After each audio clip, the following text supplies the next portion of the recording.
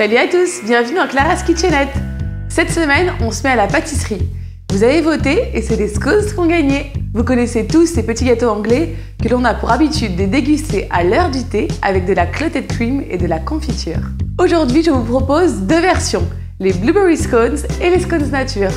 Allez, assez discuté, on s'y met. Pour une dizaine de scones, il vous faudra à peu près 250 g de farine, 55 g de beurre, 2 œufs, 10 centilitres de lait, 2 cuillères à soupe de sucre en poudre, un demi-sachet de levure chimique, du sucre roux, une pincée de sel et une poignée ou deux de myrtille. En ce qui concerne les ustensiles, il vous faudra un emporte-pièce de 5 cm. Si vous n'en avez pas à la maison, optez pour un petit verre, ça fera parfaitement l'affaire. Il vous faut également un verre gradué. On passe à l'action ? Commencez tout d'abord par préchauffer votre four à 200 degrés. Versez la farine dans un grand saladier. Ajoutez-y la levure, ainsi que le sucre en poudre et le sel. Mélangez l'ensemble. Coupez votre beurre en morceaux et ajoutez-le à vos ingrédients secs. Incorporez le beurre à la main. Vous obtiendrez au fur et à mesure une consistance sableuse. Dans un verre gradué, cassez l'œuf et ajoutez le lait pour obtenir 15 centilitres de liquide au total. Battez l'ensemble à la fourchette énergiquement. Pour la version Blueberry Scones, ajoutez vos myrtilles et la farine à ce moment. Creusez un petit puits dans la farine.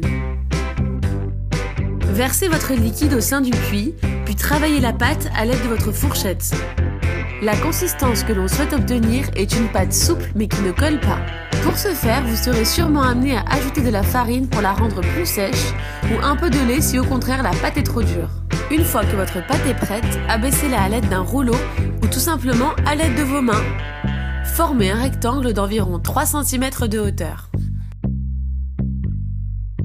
Puis, à l'aide de l'emporte-pièce, découpez des cercles de pâte. Placez vos scones sur une plaque recouverte de papier sulfurisé. Nos petits gâteaux vont gonfler, il faut donc penser à un peu les espacer. Cassez l'œuf restant dans un bol et battez-le à la fourchette. Badigeonnez vos scones avec l'œuf battu et ajoutez quelques grains de sucre roux. Ainsi, vos scones seront dorés et crunchy sur le dessus. Placez votre plaque au four pour une douzaine de minutes. Une fois cuit, laissez vos scones tiédir et servir aussitôt. Le goûter est prêt. Isn't it wonderful? Lorsque les scones ont refroidi, conservez-les dans une boîte hermétique. Si vous souhaitez les déguster tièdes, passez-les quelques secondes au grille-pain. Petit conseil, accompagnez vos scones de clotted cream. La clotted cream est une sorte de crème fraîche épaissie, typiquement anglaise. Il est difficile de s'en procurer en France. Cependant, on en trouve chez Marks & Spencer, alors foncez-y. Autrement, un petit morceau de beurre sublimera parfaitement vos scones. Mon scones est tiède. J'ai choisi de la confiture de framboise et une petite touche de crème.